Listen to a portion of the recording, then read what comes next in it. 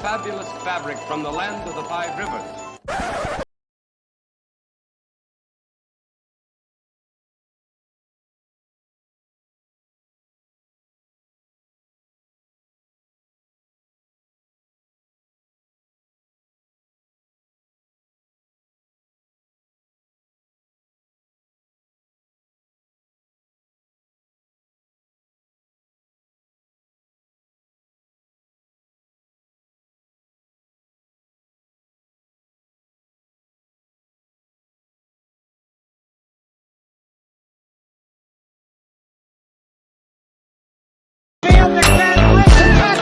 He's gone! 10-5 touchdown! Raiders! 2 years ago, when we came to Los Angeles, I really believed that the greatness of the Raiders would be in its future.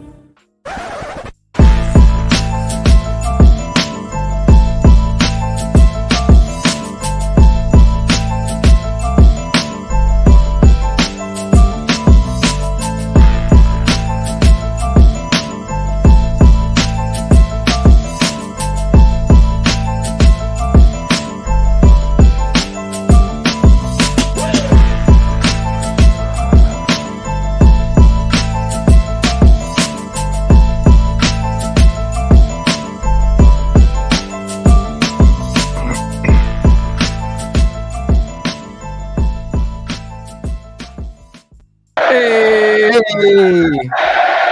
we are back. Game day is tomorrow. We're here. Man, I wish Greg Papa was the commentator for the Raiders because I want to hear that touchdown. Oh, that's so classic. I think I got something to that effect. I think He's gone! that's 10-5 touchdown! Raiders! man. I'm trying to hear that tomorrow, man. I'm trying to hear it against the hated division rivals. Even though I don't hate them the most compared to right now, it's the Chiefs. The Chiefs can take the cake. But I've hated the Denver Broncos like all my life, especially with Mike Shanahan and all them. You name it, whoever was coaching back there, whoever was playing back there, I hated them, especially if they're going against silver and black. But yeah, man, hey, we appreciate everybody coming through, man. We are late, and I appreciate everybody's patience. This is something that we're working on. Last time we were on time. This time we were late, but we're still on a mission this season. We're gonna be on time. That's the goal. We just couldn't make it happen today, but we appreciate everybody's patience. I see people in the chat. My guy Dennis Ortiz can't wait for this. This is gonna be good. Hey, appreciate you coming through, man. We appreciate that, man. And if you haven't already, man, just start off right by hitting that like button, man. Man, we appreciate it, man. Hey, what's up, Ray? I didn't even get a chance to talk to you real quick. I've just been focused on setting up. But what's up, man? How you doing, man? I'm good, man. Hey, football's tomorrow. Everything, the big question mark of this Raiders team. We're about to find out a lot of answers tomorrow, and we're here. So let's get talking about it. No, I got you, man. It feels kind of weird. It felt like it's just is there a game tomorrow? Is there a game tomorrow? Especially that's how I was feeling before we went live. I told you I was like, man, like I know that there's a game tomorrow, but like those, I don't know. Like I feel like, man, there's not a game tomorrow, but I know as soon as I get home, I hear the dun, dun, dun, dun, I start hearing the NFL music. Yeah, bro, it's David. Hey. I appreciate you coming through, man. Hey, I apologize. Yeah, you are right. There is no excuse for us being late, but things happen. And next time we go live, we're gonna be on time, and we appreciate you coming through. We appreciate your support. Sean Schefter Johnson, salute Pharaoh and Ray. 2023 Las Vegas Raiders season is upon us. Let's go. Yeah, it is tomorrow, man. It is tomorrow. Game day, I think 1:25 p.m. Pacific Standard Time. I know it's like 4:25 your time, right? Yep. So be ready for that. Be ready for that game. Raiders Primo, salute Pharaoh and Ray. Let's go. Raiders football is back. Yes, sir. Hey, man. Hopefully we're hearing the classic things after the game. Just win, baby. Yeah, 100%. That's all that matters, man. Which, given recent history, it would probably elude as long as Josh Jacobs is starting this game. Raiders have a high probability of winning this football game. man, if he's on his A game, he's missed, training camp, the off season, but I'm sure he's in pretty good shape. So Eagle Tail in the building says, "What's up, Fair? Hey, appreciate you coming through." Yeah, in the building. Let's go Raiders. Ready for this. Hey, man, everybody's on the same page right now. Everybody's on the same page. What's crazy is it's here. Yep. For the next 17 Sundays, guaranteed, there's going to be a Raiders game. Oh yeah, most definitely, most definitely. This is pretty much our chill show. Like usually Tuesdays is kind of like we kind of get into the the facts and we kind of look at the team. We're gonna talk about the team today, but then we want to hear from y'all. We're gonna be relaxing. We're gonna open up the phone line, so hopefully we get a chance to talk to y'all. Super Omnicron kickoff week. Let's go, Greg. Yeah, man. I grew up off Greg Papa, man. I know a lot of people back in the day, they grew up off Bill King, Holy Toledo's, but Greg Papa was the guy I grew up on back in the day, especially with games being blacked out here in the Bay Area. But yeah, man, wasn't it then he got into beef with Mark Davis? I know. That's and then he moves and hikes it over to the 49ers. Then he goes to the 49ers. I'm like, come on, man. And I don't even think he switched up his celebration either. Like, I think he just replaced Raiders with Niners. No. Did he switch it? No. It's like touchdown. No, it's like he changed it up. He did. Yeah, okay, good. It's not. You can't replace. No. You can't replace that. Come on, man. Raiders touchdown it's too classic. It's too classic, man. SVT in the building. What's going on, SVT? He says, "Salute, Pharaoh and Ray." Hey, man, appreciate you coming through as always, man. But let's get into it, man. This week has been a crazy week to say the least, man. Like right before the season starts, we've as Raider fans, we have our fair share of experiences right before the season, all types of drama, just drama in general with this team. And it kind of came left field with Chandler Jones. Last time we were live, we were talking about how hopefully everything's okay. He's having some issues. Hopefully he's gonna get through this, and hopefully there's a possibility maybe he could, maybe come back. Maybe not this game, but maybe after. But now, I'm questioning if he can possibly ever come back as a Raider. I mean, he's like dropping off screenshots of his conversations with what looks like to be Josh McDaniels, and then if you look at the screenshots, they all kind of started the time that he missed time. Like he missed time starting, I think the screenshot said August 18th, and probably before that. But I remember him missing some time starting around where the Raiders and 49ers had a joint practice. I don't know.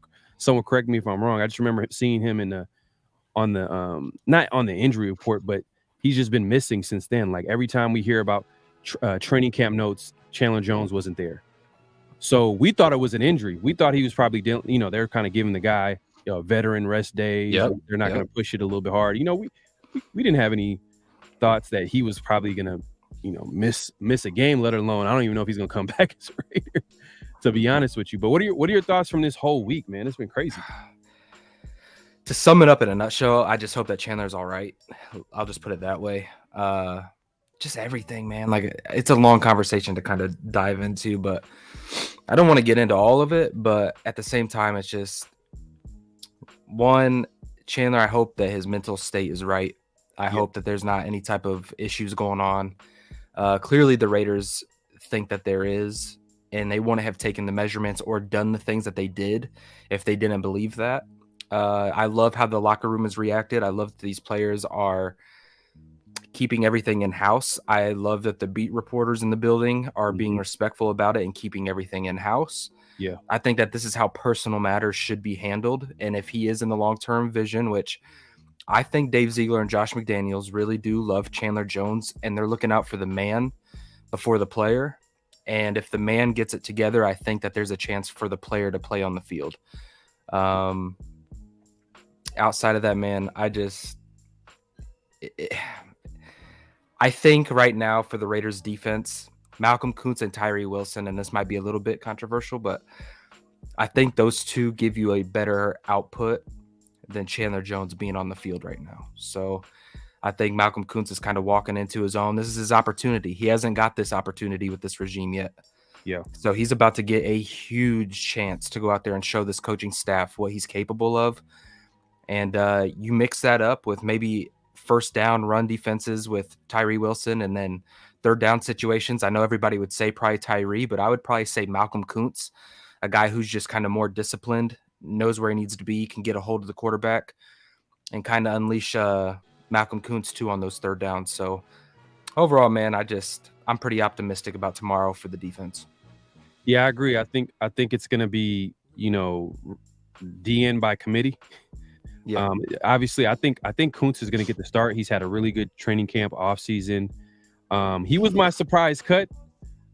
If you guys remember, he was my surprise cut just because I thought, this regime was just trying to cut ties from the previous players. But he's had a good camp, and one man's loss is another man's opportunity, and Kuntz has an opportunity right now to, after a good offseason, to maybe get a hold of that starting job. I think Wilson, coming back from that injury, I think he's going to get snaps, but I think they're going to want to ease him into that rotation because he is coming back from a serious injury, and he's not 100. I want to say he's in, I don't know if he's in tip top game shape, or they don't even want to hurt him, after coming back from an injury. So I think that they're going to give him snaps, and I think they activated Isaac Rochelle too as well. Yep. So I see him possibly getting into the game as well. But yeah, going back to Chandler Jones, man, like he posted more social media messages. It looks like from his screenshot and his messages, they sent a crisis team to him, and it was expired. The badge was expired, and oh jeez, yeah, it was just kind of weird. And he's over here openly asking why is he not on the team, and like he's recording himself in the dark talking about McDaniels, Ziegler, you know what I mean, kind of mocking them. I don't know. It's kind of weird. It's all weird, man. Yeah, it's man. Weird.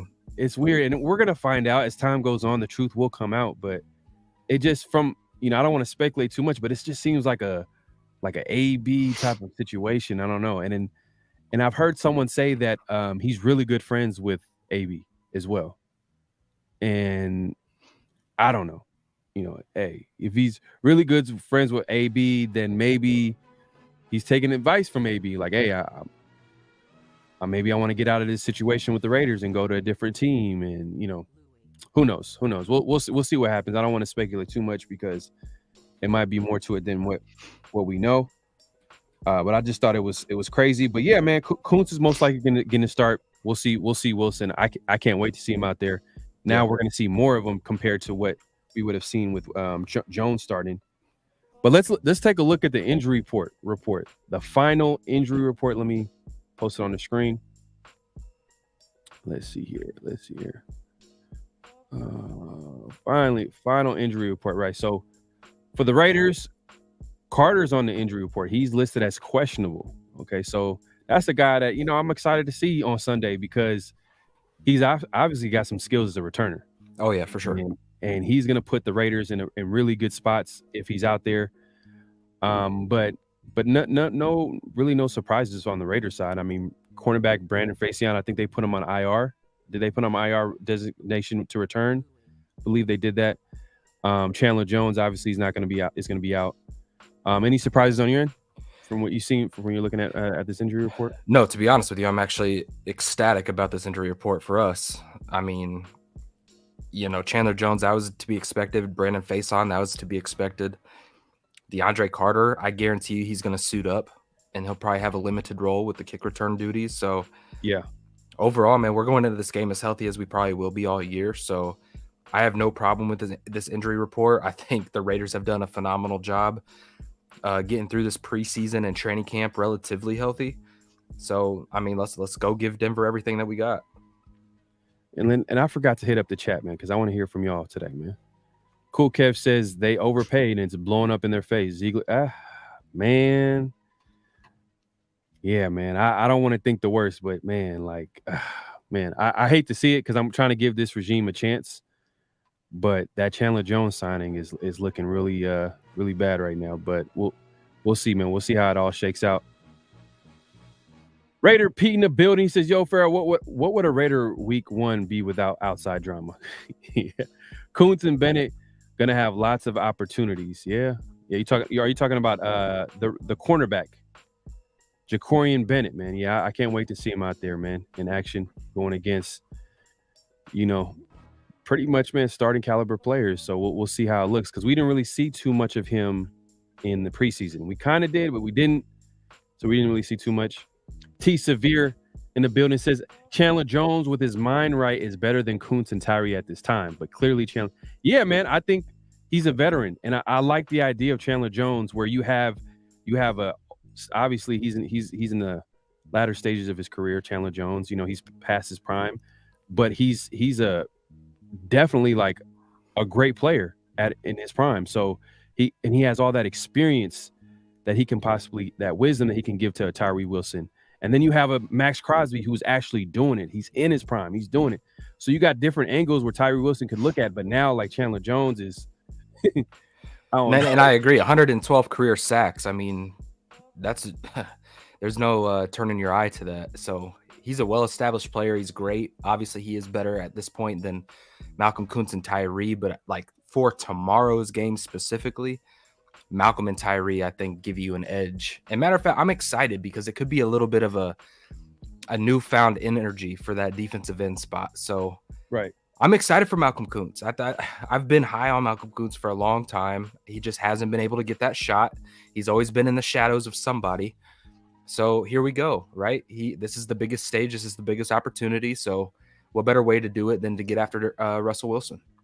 Right. And Jeff Garrison in the building, man. Appreciate you coming through. He says, I want to see big improvements in the defense and see Jimmy G-string push the ball downfield and accurately connect with both Adams and Myers and hopefully the rookie. Yeah. It's going to be tough though. I think if we can establish that run game, then that's going to, open the windows for a guy like Jimmy G and ease him in this offense first game, but it's going to be going against a tough defense. Let's be honest here. I think they're going to be ready for us. They're going to be, it's gonna be a tough game. It's on the road against a divisional opponent. They want to beat us. Like all week, they've seen all the bulletin board material when it comes to the Raiders beating them 6 straight times, and we're going for a 7th. Is it 7 straight or 6 straight times? I think 7. It's 7. Man, look. So that's on the big board for the Broncos. So they're gonna want to get this game. Especially Sean Payton. He wants to start this off right. But we're not gonna let that happen. Hopefully, And I do want to address one part of this. And he says, I want to see Jimmy G push the ball down the field. Look, I love this because everybody's talking about how, we're not going to throw it. They got Surtain, they got Simmons. Jimmy G can't throw the ball down the field. Look, if you take that away from the attack of this Raiders offense opposing to this Denver Broncos defense, you're shooting yourself in the foot. You can't take something off of the game plan sheet just because you feel like, he can't push the ball down the field. You're not asking him to push the ball down the field 10 times a game. Yeah. Those are going to be calculated and risk. But look, that's like saying just because we have Max Crosby that Russell Wilson isn't going to drop back and pass the football. You know what I mean? We've got Devontae. We've got a slew of weapons. Yeah. They need to be worried about what we're doing. I'm not necessarily worried about what they got going on. Yeah. Now, we can attack them in a lot of different ways. But I think the Raiders should start with that run game. Don't try to get too cute. Getting cute last year, first game against the San Diego Chargers or the LA Chargers. Who cares? The Chargers got them in trouble. Yeah, and I'm not saying be reckless and play with, just, I don't respect any of these guys, but to act scared, like we're not going to play scared. That's not how a Raider plays. You know what I mean? You got Devontae Adams, so push the ball down the field and see what happens. Yeah. And going back to this injury report, looking at the Broncos injuries, I think tight end is good to go. Jerry Jeudy, from what I'm hearing, is a possible game time decision, but he's dealing with that. This is an ugly injury. It would be smart to not let him go, and I'm not just saying that because we're playing him. I would just say, for the long term of the season, you take him out of their offense, and they're kind of hurting. Right. But I'm just saying that, like, for Jerry Jeudy, for this hamstring injury, I think it's one of the ugliest injuries in sports because it's so annoying. Like it, you know what I mean? It's just a nagging injury that doesn't go away. And look,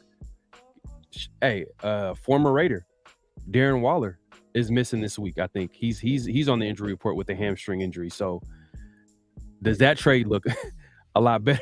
It's looking better each day, man. It's looking and that's crazy, right? It was just weird. Like, because he's getting a lot of interviews right now. I think he was on the Pivot podcast. Mm-hmm. I think it was this last week, and Recently? yeah. Okay. So he had to sit down with them, and I think it was within this last week. And man, he was talking about everything, right? He was talking about the McDaniel situation. He was talking about his new fresh start with New York, and right. So I was like, oh man, like, and by all reports, he's out there just like balling out. So, and then this happens, and it's just like, well, this isn't anything new, right? Yeah. No. Yeah, I just wish we probably should have traded him a year before and got something better than a 3rd round pick. I think we could have got a 2nd round pick. From what I'm hearing, from what I heard in the past, like we could have got a 2nd round pick during the season, and the Packers were willing to take that 2nd round pick. But that would have been a steal. Hindsight is 2020. Like at the end of the day, like we can look back at it and say this should have happened, that could have happened, but it is what it is. I'm glad the Raiders were able to move on, get something for him. He's still hurt. But Jerry Jeudy, going back to Jerry Jeudy, I'm not sure if he plays. Hamstring injuries are like delicate issues to deal with, like delicate injury, because you want to get proper rest. And I'm not sure, it's too early in the season for him to just put him out there, because I think he was hurt since the beginning of August, I believe. Around that time. I don't know. But Riley Moss, cornerback, I think he's questionable. He's a young guy that got in the 4th round. I think it was in the 4th round this year. 4th round cornerback. They're listing him as questionable. Surtain is on the injury, but he's good to go. But hey, man, let's get into it, man. Let's get into our next thing, because I'm looking at Patrick Surtain, and I'm thinking about, you already know what I'm thinking about, man. I'm thinking about the matchup. I'm thinking about the key matchup tomorrow. Now, it's not going to make or break the Raiders. It's just, as a football fan, you love to see it. You love to see 2 heavyweights, great players at their positions. I mean, Surtain's like, what is his 2nd or 3rd year, and he's you top 5 corner. You know what I mean? Yeah, he's up there. He's up there. Even when he was going against Devontae, you can see how much he competed against Devontae. Like, and let me put this app right here. Let me put this stat right here. Let me see here. Share this tab instead. Let's see. And to be that young, right? To be that young and compete with a guy like Devontae like that. Now, let's not act like Devontae didn't get his, because right. You know what I mean? It started off good for Pat Surtain, but over time, man, that Terminator mask came down. Let's see. Let me zoom in on this right here. Devontae, yeah, I see it. So next gen stats. This is last year when they went against each other. I think that first game, I believe, it might have been that first game. I don't know if it was the second, but this might be the first game. But Patrick Surtain was aligned across from Devontae Adams on 25 of 35 routes, 71% shadow. He was following him everywhere.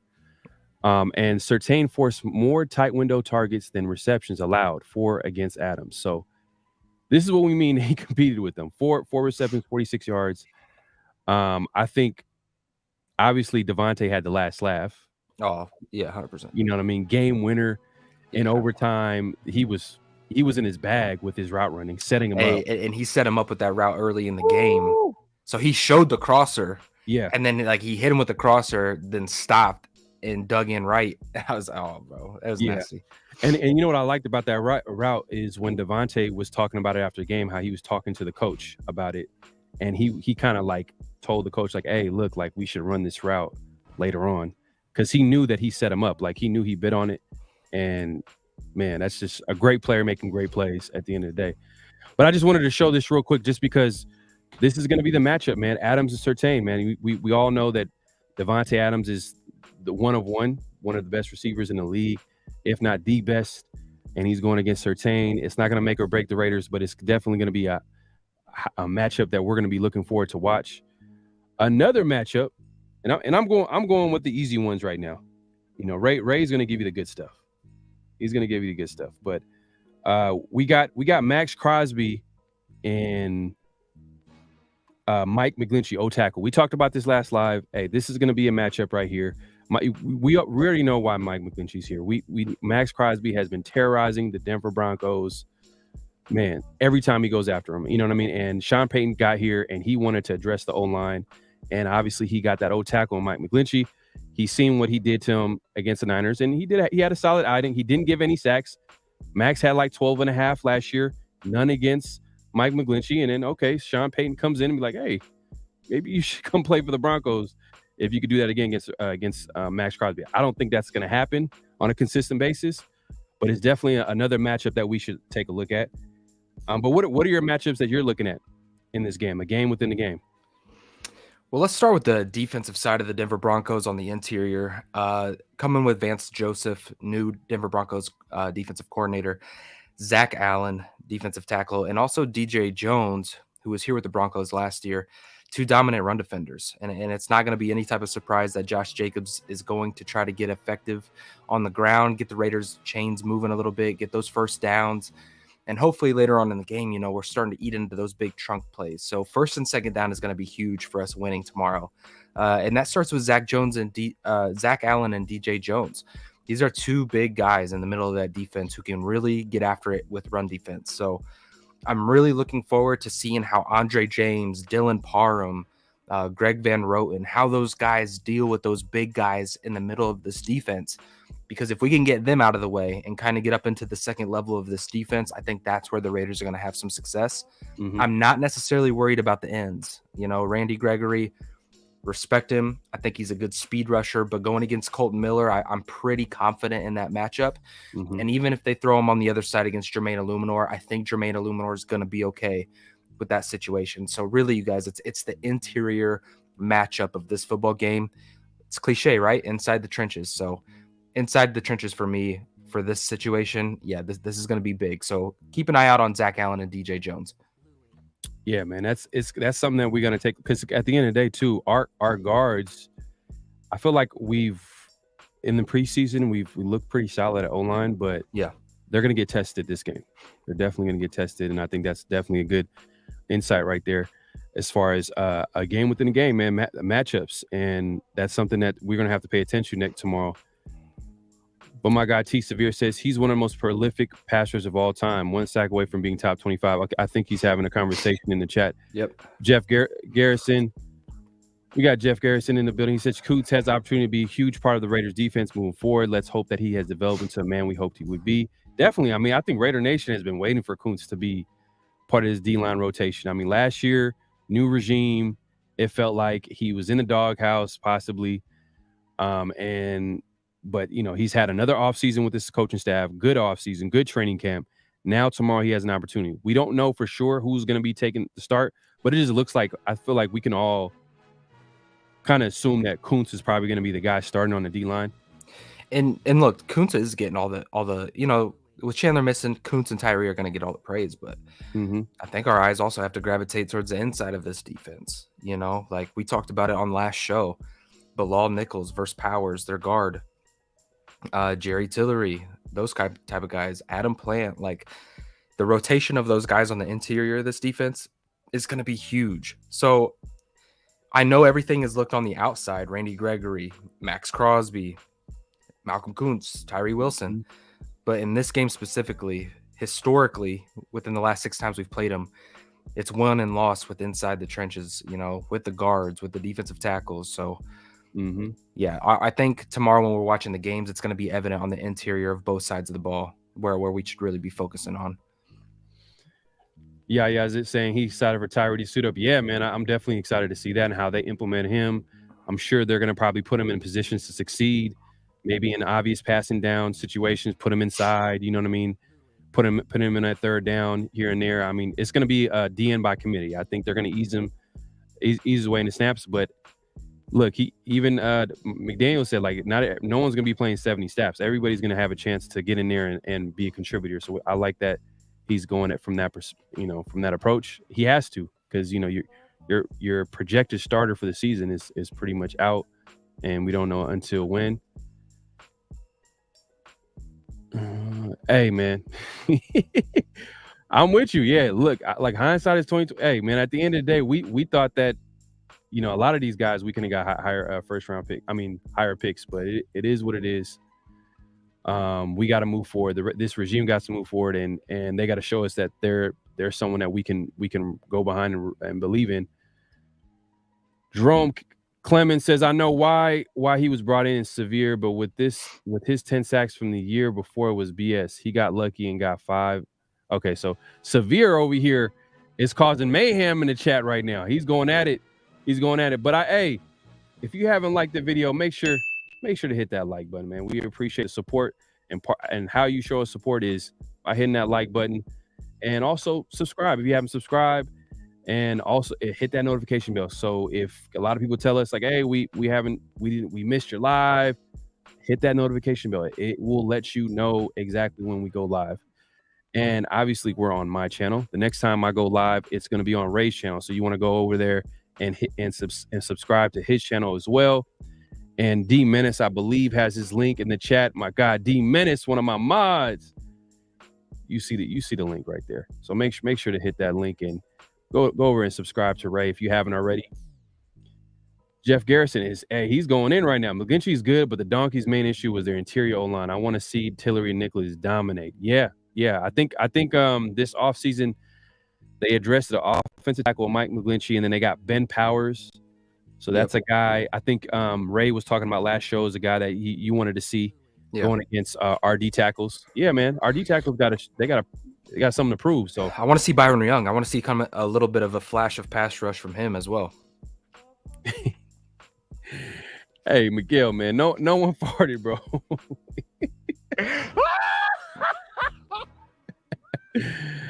Oh man, that might have been my chair. But so sacks are not everything. Okay, so T Severe is going. Hey man, if you guys want to talk football, you see the number on the screen, 628-333-9343. Man, we're giving a chance for y'all to call in and talk football with us, man. We love hearing from everybody. So if you got any thoughts before tomorrow's game, thoughts on the Chandler Jones situation, what the season's going to look like, your predictions, all that, call in. Let us know. You see the number right now, 628-333-9343. You see it on the screen. My guy, Marty Martin, the building, man. Appreciate you coming through, man. One of my day ones, man. Appreciate you coming through, man. But yeah, man. Hey, that being said, I still want to.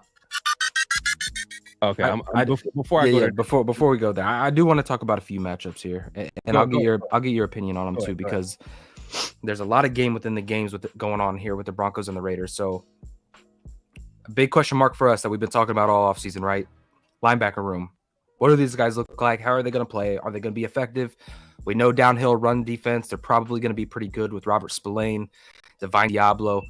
Those guys are pretty established when it comes to run defense. However, pass coverage is going to be an issue. So, Greg Dulcich, tied in for the Denver Broncos. This guy is a matchup problem. He's good. He's really good. And if you don't know his name, maybe you might be a common fan. That's okay. We're here to tell you about it. Greg Dulcich is a matchup problem. So, I'm curious to see how the Raiders decide to do that. If they maybe move in Nate Hobbs or maybe kick down a safety, Marcus Epps. See how he lines up and maybe get a small preview of how he can cover a tight end. I'm kind of curious about that matchup, because I think if you're putting a linebacker on Greg, then Russell Wilson is going to have a big athletic target to go to. And with Sean Payton and how he likes to run his offenses, it's going to be a problem. So linebacker room, how do they handle pass coverage? We're about to find out in a big way tomorrow. Yeah, man, that's going to be tough, because we all know going into the season, linebacker has kind of been, it's a question mark at the end of the day. That's not where the talent lies on this defense. Do we got guys that we can possibly believe in? And maybe it's a lot of question marks. We like what you've seen so far from Spillane, but we haven't seen too much in him in extended action in his defense going against the opposing offense, especially AFC West. There's quarterbacks and they're going to attack you. And if you got a weakness you can't cover out there, they're going to attack you. Diablo, he has a lot to prove. He's not been a guy that's been good in pass coverage. So I get that 100%. That's actually a good matchup to actually pay attention to, is their tight end versus our linebackers. Because I think you could probably say that for every team that we go against, because that's been an issue for a while now, to be honest with you. Well, until the Raiders put it on film, you know what I mean? It's been year after year after year. This has been a problem for the Raiders. And what do you see? Offenses year after year after year attacking us. So until we get it figured out, I mean, teams aren't going to shy away from it. They're not going to give us a handout. So they're going to put those guys in situations to cover a lot. And I would imagine looking at the secondary with Marcus Peters and Jacorian Bennett, Nate Hobbs and Marcus Epps and Trayvon Merrick, you can still attack those guys 100%. But at the same time, you look at the middle of that defense and there's a big, big question mark. So with them being as injured as they are at the wide receiver position, it's not going to surprise me to see them do the short outs, mid crossing routes, play action, small dump offs to the tight end, and get those linebackers running in space. And I don't believe that the Raiders are where they need to be at that position right now. Mm-hmm. But I guess we'll see tomorrow, right? We'll see how these guys can run in space and cover. Right. And Jeff Garrison wants to add, he says he hit the nail on the head. The Raiders' defensive success hinges upon the Raiders linebackers. Yeah, I mean, I'll add the D-line, to be honest with you. If the D-line is not going to be out there pressuring quarterbacks, because that's where our strength lies. That's where our best player is at. So I think if we're not getting consistent pressure, that means our corners have to cover longer. That means our corners are going to be out there left on an island. That means guys are going to get exposed. But if we can get some consistent pressure, that can be a strength on our team. Man, the sky's the limit. I think the defense can at least be solid. You know what I mean? You could be solid. I think they still need more talent. But let's be honest here. They still need more talent. But if I think it hangs on the D-line. The D-line has to be a strength on this team this year. Has to be a strength. But my guy, D Menace, man, I appreciate you, my guy, man. I'm gonna give you, man. Appreciate you, bro. That's awesome. Man, I appreciate the support, bro. Raiders.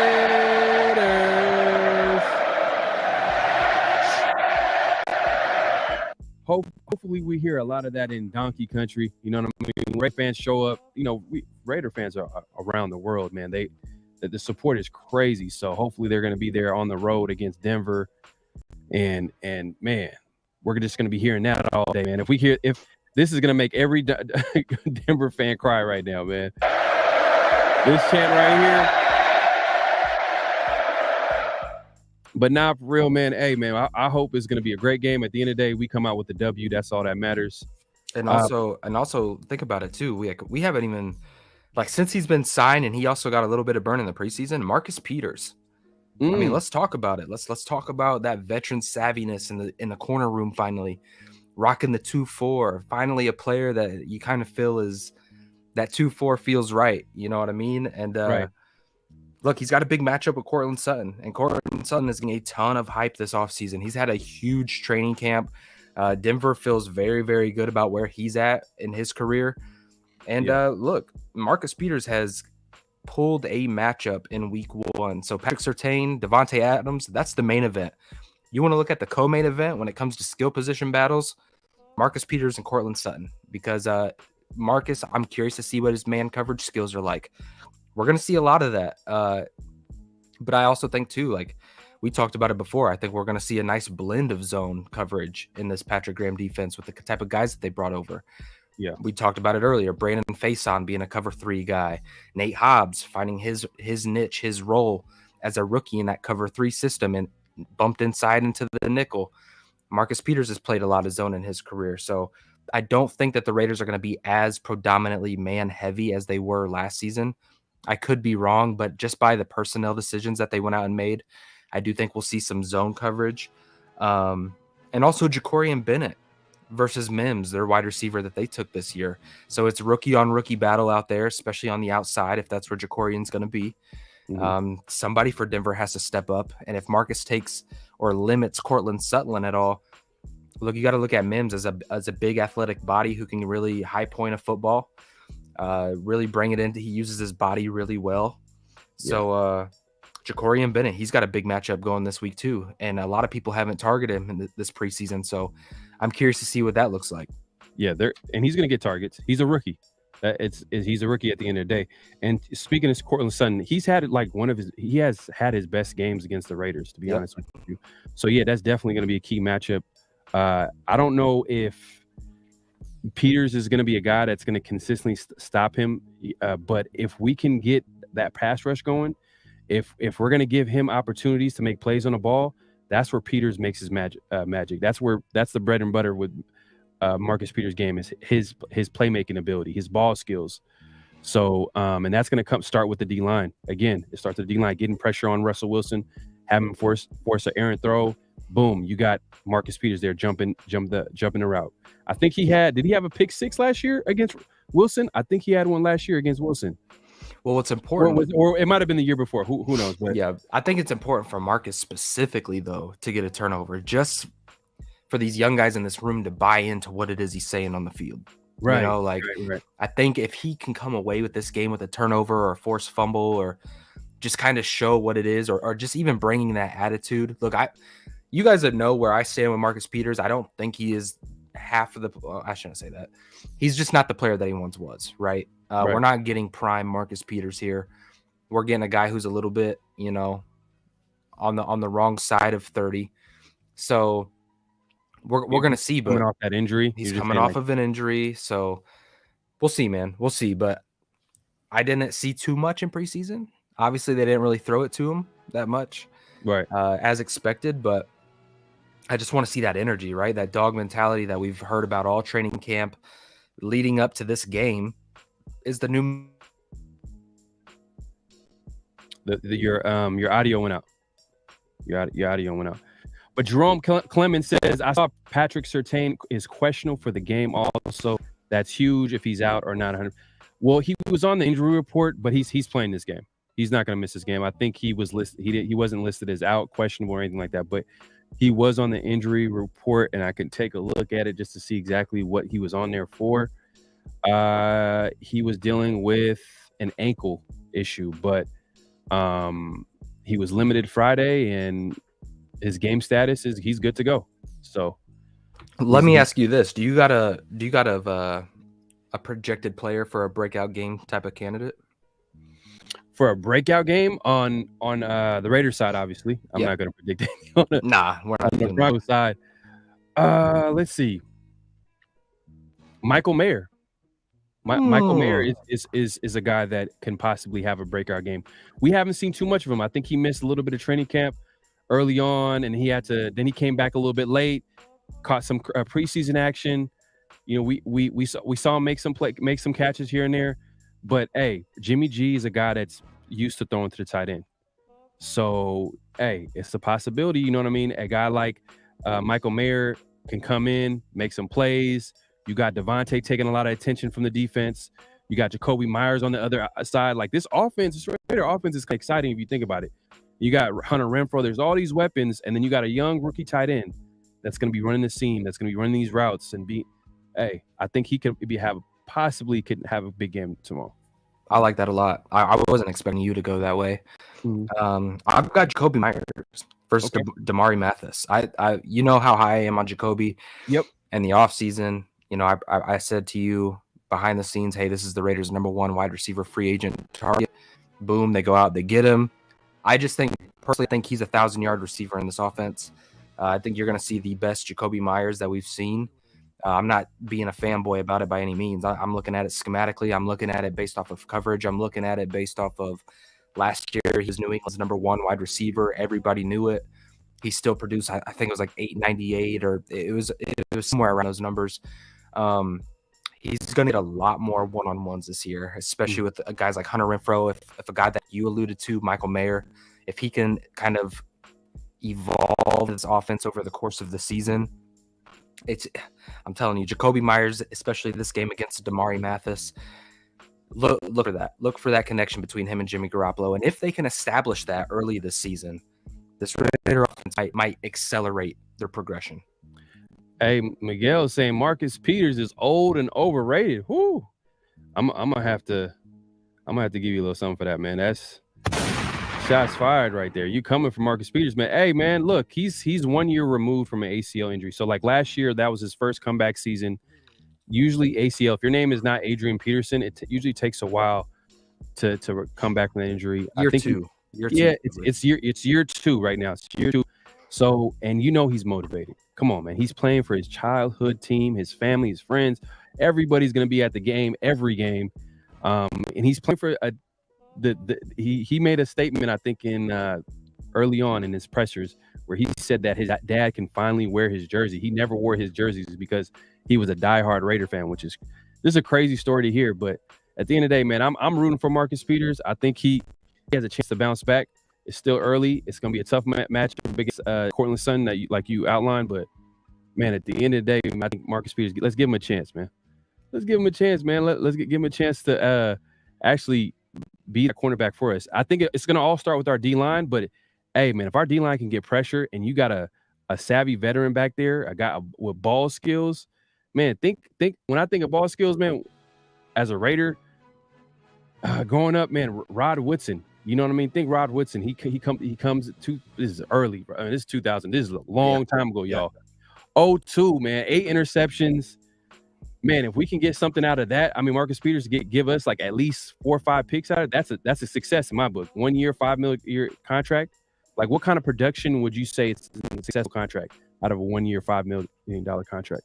Oh, look, if Marcus can come in here and get 3 to 4 picks this year, boom. I think that's a value spot. So not only just 3 picks, like I'm not talking about just like, hey, first quarter, Raiders get the ball back, go out and punt the ball. That's not what I'm talking about. I'm talking like it's third quarter, it's fourth quarter. There's a big moment in the game. You're looking for somebody to step up and make a play. You know, it's in one of those situations where the opposing offense has been driving the football. They look shaky defensively. Who's going to step up and make the big time play? That's what you go out and get Marcus Peters for. Yeah, man. But yeah, man. Hey, man, we can't wait for the game, man. Did you have any more matchups that you wanted to get into? Nah, man. I had Jimmy G versus secondary. Just mind games. You know, how is Patrick Surtain? What kind of coverages are they going to show? How many are they going to drop down in the box? Justin Simmons, you know, what are they going to show coverage wise? Mm-hmm. Those are all things that I'll be watching live just because we don't know. It's Sean Payton's first go, but other than that, not much. And we'll give it a chance. SVT has a guy that he feels like could have like a breakout game. And it's been a while since we've seen a breakout game or a big game from. He said Renfro.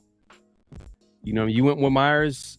You went with Jacoby Myers. I went with obviously the young tight end that we drafted in the second round this year. And you're going, hey, at the end of the day, and then someone's going to say Devontae Adams. That's the crazy thing about this. A lot of different ways. You know, any player from a lot of different positions can have a big game. And I think Renfro is another guy that can have a big game possibly, you know, when you got 2 guys on the other side. It's just whoever that defensive coordinator is going to put all his focus on. Obviously, Devontae Adams is going to have to get the focus. When you have a number 1 option like him, it's like every game, there's no day offs. Like he's going to have all the focus. Now it's a matter of like guys winning one-on-ones, and Renfro's the guy that he's proven that he can win one-on-one. So SVT, I'm with you. Renfro, like I said, I like the tight end, the young tight end. We all know that, you know, Jimmy G likes his tight ends. And then obviously Jacoby Myers, Ray likes the matchup. He likes the player. He's had a really good training camp. So we all can have the right answer. That's the crazy thing. We all can have the right answer. So let's see. GQ, man, appreciate you coming through, man. He says, during home games, okay. All right. We're having conversations, man. Look at, man, the chat is wild, man. But look, let's get into. In other news, hey, there was a game that was played on Thursday. There was a game played on Thursday, and Brave Raider says Trey Tucker. Yeah, hey, Trey Tucker. Ooh, a little curveball. Okay, I see you. But yeah, there was a game on Thursday with the Lions and the Chiefs, and I remember I told you that was like that was a game where I'm like, hey, I think Lions could easily come out of that because they're a team that's on an upward trend. Shout out to Kadarius Toney. I appreciate you. Appreciate you, Kadarius Toney, man. Hey, I hopefully it continues. Hopefully those drops continues, man. 100%. But yeah, man, it did help that Travis Kelce, their number 1 option, that guy was out. But even with the injury with Kelce, we never really seen the offense just be out of sorts like that with the Chiefs. It just seemed like they didn't have anybody step up. Like Mahomes was throwing perfect pass after perfect pass, and it still didn't work. So I think moving forward, that's just going to be an issue all year long. You know, they just don't have enough weapons on offense. They have the best quarterback in the league, let's be honest, Patrick Mahomes. But at the end of the day, you know, Kelce, it's either Kelce or, man, I don't know who can you go with. I mean, who do they have? Like, and it showed. Somebody who's moving forward, just to keep an eye on, is Justin Ross, a guy that they took relatively high. Yeah. Big wide receiver coming off of an injury. They're slowly getting him involved in that offense, but I think that he's going to end up being their number one before too long. Yeah, man. Out of Clemson, right? Yeah, he missed all of last season. That was his rookie season, the tough injury.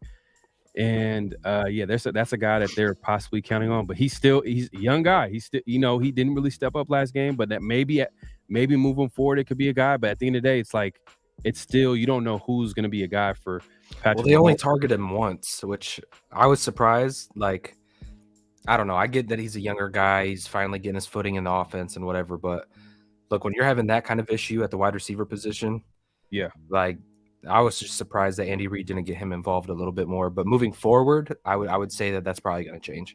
I mean, if Tony keeps struggling, they're going to have to put whatever out there to see for sure. See what happens. So it is what it is. But did you see anything from the Chiefs that you felt like, okay, this is an issue that I don't know if they can overcome this year? Right tackle. I mean, look at how many times that they obviously didn't have any interior rush. Detroit didn't. Yeah. Aiden Hutchinson was getting after it, right? Yeah. So, and he was hitting him with the inside spin move. I don't know if you guys got to really see that, but I mean, I was really honing in on that because once you see Mahomes escape the pocket once or twice, you're like, yeah, whatever. Okay, this is what he does. He creates plays. But it was a theme of the night, like constantly getting out of the pocket, having to run for his life, get the first downs. And I started watching that D-line right tackle battle with Aiden Hutchinson and Jawan Taylor. And I'm telling you right now, the same moves that Max Crosby is going to give to Jawan Taylor, I'm telling you, like Aiden Hutchinson was hitting him with the inside rip, inside spin, inside to outside to kind of stop Patrick Mahomes from getting outside the boundaries when he would just run in. I'm just a lot of similarities. Aiden's not as fast and recovery type of speed that Max has.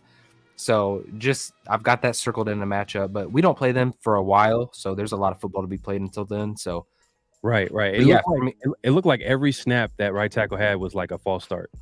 Oh yeah, he was trying to get a jump on Aiden. Like Aiden just had his number. Yeah. So that's actually good insight too. Is that right tackle spot?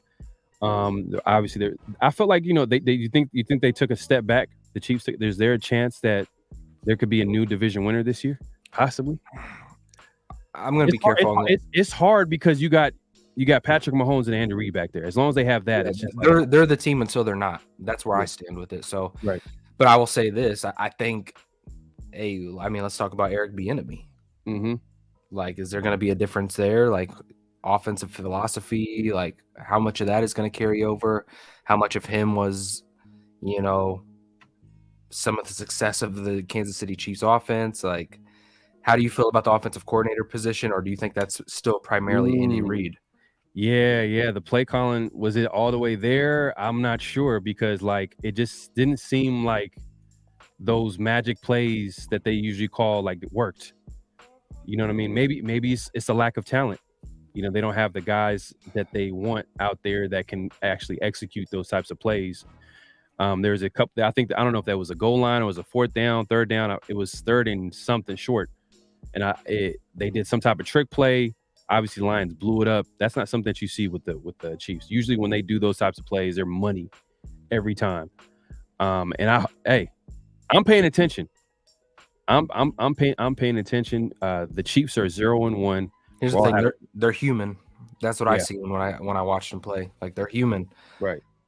But let's not also forget, they're missing the best tight end in football, one of the best weapons in football altogether. That's true. That's true. That's true. Let's not get too on the high horse with that game. And Mahomes still looked like Mahomes, and I thought the defense looked solid without Chris Jones out there. Yeah, they're still a phenomenal team. So yeah. So we're just hoping right at this point. we're kicking them while they're down. But then there's the Chargers and Dolphins tomorrow. They play tomorrow. Who do you see coming out of that? I know it's kind of random, but Chargers and Dolphins tomorrow. It's kind of that could go. Honestly, I'm not gonna be surprised to see Miami win that game, but that's just me. Right. First game of the season. Those weapons: Tyreek, Jalen Waddle. Yep. Yeah, Yep. that's just me. Their defense. Yeah. Vic Fangio goes over to Miami. Oh, As the defensive yeah. coordinator. Like, hey, Yeah. I'm just saying, Miami What do is. you what do you think of that offensive coordinator from Dallas that went over to the Chargers? You think that was a big move in the offseason? Did you like him as an offensive coordinator, or do you feel like he was just he's overrated? You already know how I feel about Dak Prescott.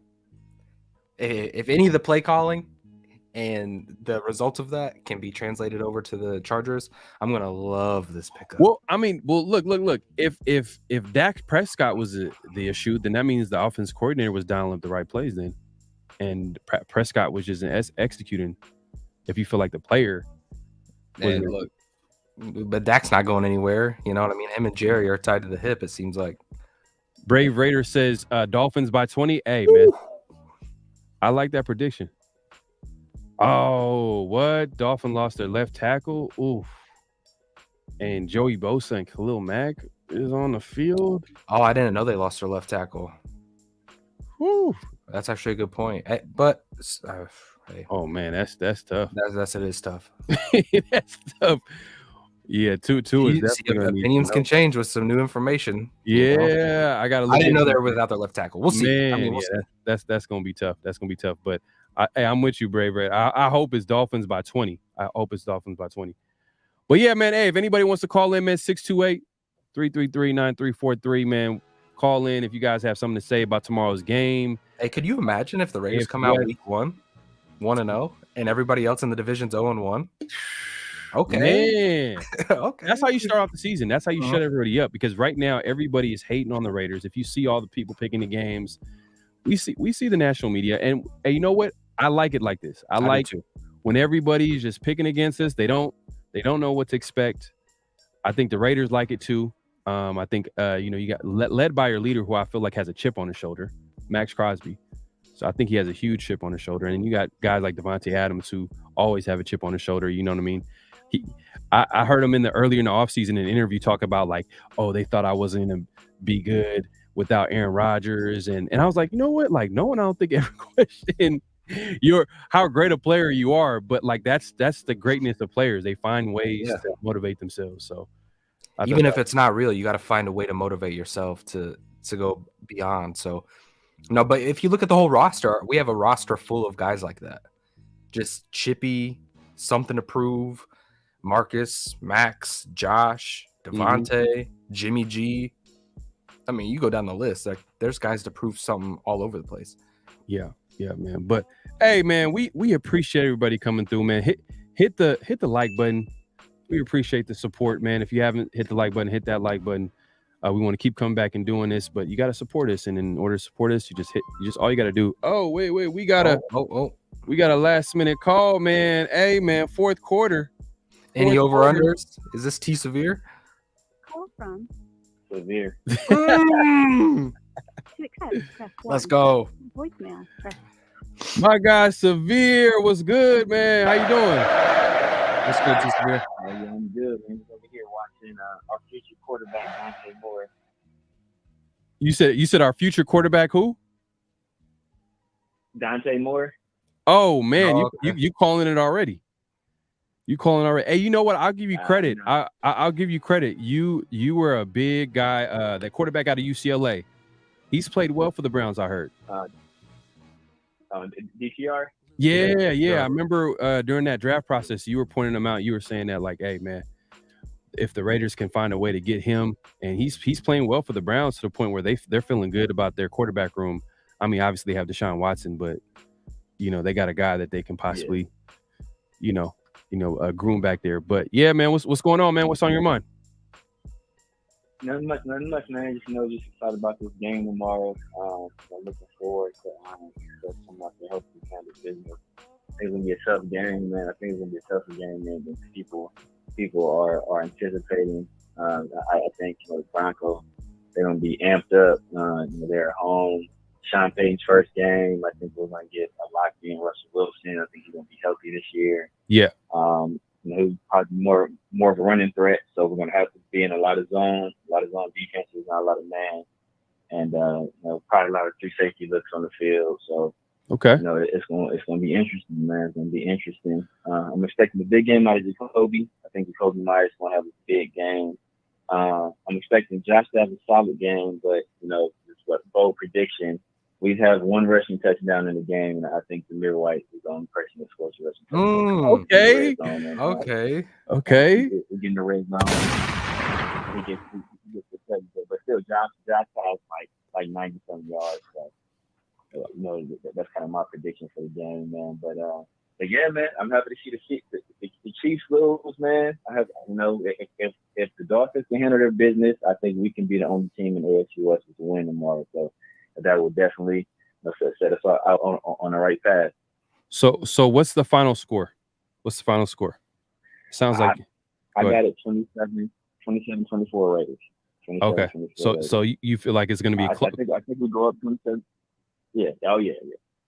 Yeah. Go ahead. I think we go up 27-17, and I think we go up 27-17, and they score late, and then we're able to get the ball back, and we're able to kill clock and don't give them another opportunity to get on the field. So, but yeah, man, I think Sean Payton and Josh McDaniels, they both have a lot to prove to their fan bases, and so I think we're going to see their best efforts from both guys. I'm sure Sean Payton has been hearing some of the talk, especially from Raiders fans that he's overrated, and I'm sure Josh McDaniels has been hearing a lot of talk from Raiders fans that he's overrated. So, yeah. So both guys will really want to prove something, man. I'm hoping DeAndre Carter is healthy, because I think he adds an element to special teams, especially in the kicking game that we haven't had in a while. Yeah, I do not trust Trey Tucker. I don't trust him catching the ball, let alone fielding kicks, man. You spoke about Kadarius Toney. We could see another one of those situations tomorrow, except on special teams, and that's where we don't want to see it at all. Oh, don't say that. Real quick, Justin Ross was a UDFA, man. Justin Ross was a UDFA. Yeah. Did I say take him high, or did I say they were high on him? You said take him high, yeah. Oh man, I think you said take him high. Okay. You took him high, but yeah. He's a guy I really like. I mean, he's like he was one of my favorite. Like either his sophomore year or his junior, he was like one of my favorite receivers. But he was injury riddled his entire career at Clemson. He's a stud, though. I mean, he's got the talent. Yeah, people were questioning when he got hurt yeah. that were hurt, I think, and they're questioning if he could ever come back, if he's his career's over. Yeah. So a lot of people are rooting for him to come back, but he's on the other side. He's with the KC Chiefs, man. But that being said, let's look at the other side, because you talked about the Raiders and what they're going to do. How about the Denver Broncos? I mean, they got Sean Payton, right? And this is this great coach. Do you see him turning Russell Wilson's career around? Like, do you see him bouncing back? I mean, I think Russell Wilson will have a bounce back here. I don't think we're going to see, the Russell Wilson of old, because he is up there in age, and he is lacking some of his weapons. But I think he had a much better year than last year. And I think just like 2 years ago, I want to say he had a great year, mm-hmm. or was it 3 years ago? Or 3 years ago? But he's had great seasons recently. And I think with a guy like Sean Payton, who was able to get it done, and Drew Brees, that last year of Drew Brees, when Drew Brees' arm was completely gone, they're still a team that they won double-digit games. They went to the divisional round in the playoffs, and almost got a win against the Vikings, and they lost on the questionable, non-calling offensive pass interference in the end zone. So. And I think Greg Dulcich, he's talking about using him as a joker. He's a guy I've been talking about since they picked him up last year. Like, dude is a problem. He's not only he's a former wide receiver, so he's a great route runner. But when you get the ball in his hands, his ability to get yards after the catch, he's gonna be one of the best tight ends in the league, if not the best tight end with the ball in his hands. Okay. How do you feel about him in this matchup with the linebacker room? I think he's gonna be a matchup problem no matter who we stick on him. He's gonna be a matchup problem for just about every linebacker in the league, to be honest with you. He's too big with you, for most safeties. He's much too fast and too agile for just about every linebacker in the league. And linebackers that can't keep up with him, he's gonna be too big. Like a guy like Fred Warner, Devon Diablo are about the same size. Greg Dulcich is 6'4", 245. Like, what are they gonna do with him? Like, there's not a lot they can do with him, and he's quicker than both of them. Like, yeah, so he's that prototypical modern tight end. And you know Sean Payton, former wide receiver. Yeah, and you know Sean Payton is he's gonna exploit that too. You know, he has his history of working with like talented players at skill positions, like, you know, obviously Jimmy Graham's to the receivers that he's worked with. So, you know, he's gonna try to take advantage of that matchup for sure. and with how depleted they are at the wide receiver spot, like what you're talking about, even that Joker role, like getting him involved even behind the line of scrimmage, short tight end screens, play action bootlegs out into the flats, like they're going to utilize him a lot. Yeah. I'm more about Mims too, man. Mims is not the guy. Is not a guy to be slept on, and that's probably going to be, you know, who Ja'Cory Bennett, you know, sees a lot of, you know, like I said, he's not a dude to be slept on. He's a very good wide receiver as well. So, you know, I think, you know, just his ability to just get separation. I mean, you know, Ja'Cory Bennett is probably our most athletically gifted defensive back. Right. But, you know, Mims does pose a problem, man. So that's gonna be that's gonna be a matchup I'm watching as well, especially because, you know, I think everybody in the nation was very high on Ja'Cory Bennett, and he's gonna get a pretty solid test, you know, right out of the gate. So, you know, it's gonna be exciting to watch, man. It's gonna be exciting to watch, man. I think I got us going coming out the box 3-0. I know a lot of people don't got us on the Bills game. I got us coming out of the box 3-0, for sure. Okay. Okay, calling his shot, man. Hey, man, you calling your shot right now. Call 3-0, 24-27. You said Josh Jacobs 90 yards, under 100, but he scores the only rushing touchdown. You said the only rushing touchdown. Zamir White. No, Zamir White was going to be the. Zamir was on the touchdown. Got you. Hey, man. Hey, we're gonna check in, man. Next time we go live, man, we will check in with you. We'll see, man. I'll put it right up there, man. So it's thing ammunition. Hey, man. Hey, as long as the Raiders, you know, Just win, baby. that's all that matters, man. That's all that matters. So yeah, but we appreciate you. Like I said, man, you guys yeah, go ahead. Real quick, if you guys are looking at a young quarterback to look at, like I said, man, I'm a UCLA fan. Dante Moore is gonna be a guy in like 3 years. He's like, we won't have. Hopefully, we don't have a chance at him. He should be like a top 5 pick. Okay. Do the special. Do the special. So and you start off the call by saying that the Raiders are possibly gonna get him.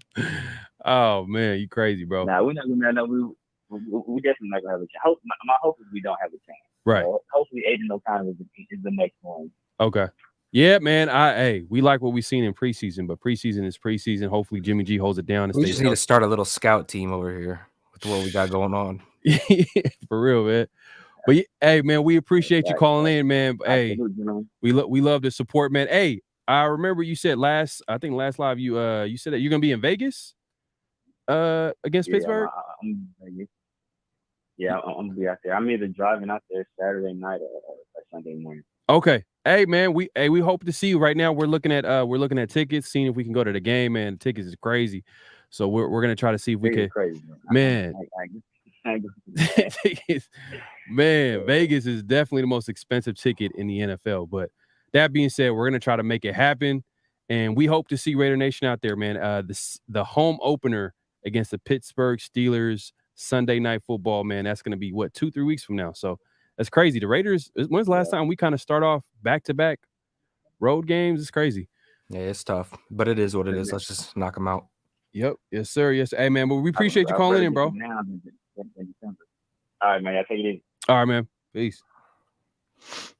Man, my guy's severe, man. I always love when he calls in. Yeah, always dropping facts. He definitely has his opinion on the game, but we appreciate it though, man. It's not like he over here saying whatever. And I think Pyro, is this true? Are you Pyro live from Denver? Are you out in Denver? Oh man. Hey man. Shout out to Pyro. Hey. We're gonna give you a Raiders chant, man. Hold it down tomorrow, man. Hold it down, man. Let us know how it goes, man. Hopefully the Raiders win. and you out there holding it down for Raider Nation, man. I know it's gonna be a lot of Denver fans over there hating, but still, man, that's crazy. You out there in Denver. I heard Denver fans are crazy too, by the way. that's a tough road game to go to, man. But hey, man, Pyro, if this is true, you out there in Denver, man, that's a cool, man. That's a fun experience for you, bro. And my guy Marty Marsh says, I think if Donkey offense struggles first half, I think Payne would put Stidham. No, don't say that. Hey, and then why do we struggle with backups? Have you noticed that? Like anytime a backup quarterback goes in the game, I'm like, why do we struggle? Like they look good. New year, new season. Let's positive vibes. Okay. You know what I mean? If Stidham comes in the game, he's throwing 3 interceptions. All right, come on. All right, whatever. Marcus Peters takes one to the house. All right. So if that happens, Peters is taking that to the house, man. But we appreciate everybody coming through, man. Lee, man, it's a great show. Any last thoughts, man, before we end the show? Absolutely not, man. Hey, we got a game tomorrow. Let's go 1-0 this week. It's against the Denver Donkeys. It's always we don't need any type of motivation to get up for this one. So week 1, we're starting it out with a bang, a division win on the road. The lights don't get brighter. Let's go out here and get this. And also, Israel Adesanya is fighting tonight. So does anybody, before we get out of here, does anybody have any predictions on Israel Adesanya and Sean Strickland? I know you're a big UFC guy. You're a big UFC guy. So I think people in the chat can probably come through and let us know. But yeah, man, hey, we appreciate everybody come through. And also make sure to hit that like button, man. We appreciate the support. But hey, part of supporting us is to hit that like button and subscribe if you haven't subscribed. And, hit that notification bell because it will notify you the next time we go live. And also as well, the next time we go live will be on Raider Ray's channel. So if you haven't subscribed to his channel, go over there and subscribe and hit the notification bell. So when we do go live, you'll get a notification telling everybody that you're going live. So hey, make sure to subscribe to Raider Ray's channel, man. Hey, we appreciate everybody coming through. We've had a great show. Hey, the Saturday shows are our chill shows. We like to talk football. We're gonna really focus on like talking to everybody in the chat. I know other shows we kind of focus on talking football, but sometimes we can get carried away. But we want to make sure we talk to the people. So Saturday, make sure to tune into all our shows, but make sure to tune in and call us, man. Hey, we want to hear from the people. So next time we see y'all will be Tuesday at 6 p.m. Pacific Standard Time. Yep. So lock that in your calendar, man. But we appreciate everybody coming through. And I think, let's see, hold up. Yes, GA, you missed the whole show. Hey, hit the notification bell. I'm telling you, bro. It'll help you out in the long run, man. But we appreciate everybody coming through. Watch us on the playback. And let me end it the right way. This is the best way to end it, right? Hey, man. Hey, just for tomorrow, man. All that matters. Just win, baby. Great Pharaoh. Great Pharaoh. The gift of Troy is a fabulous fabric from the land of the 5 rivers.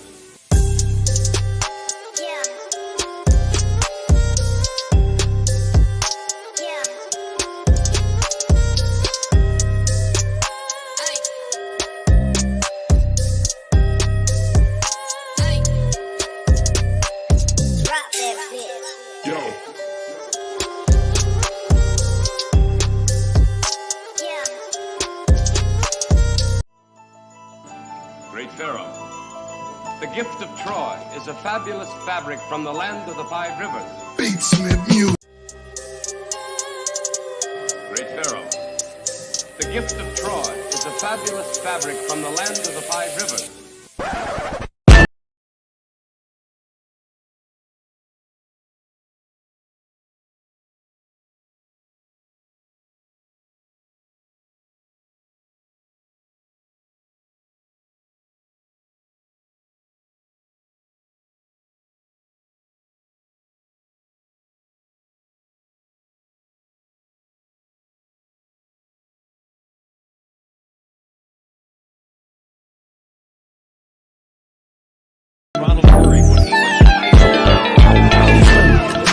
Gets the edge 30, 35, 40. Midfield, the man breaks the tackle. He's gone! 10-5 touchdown! Raiders! Believe that the greatness of the Raiders would be in its future.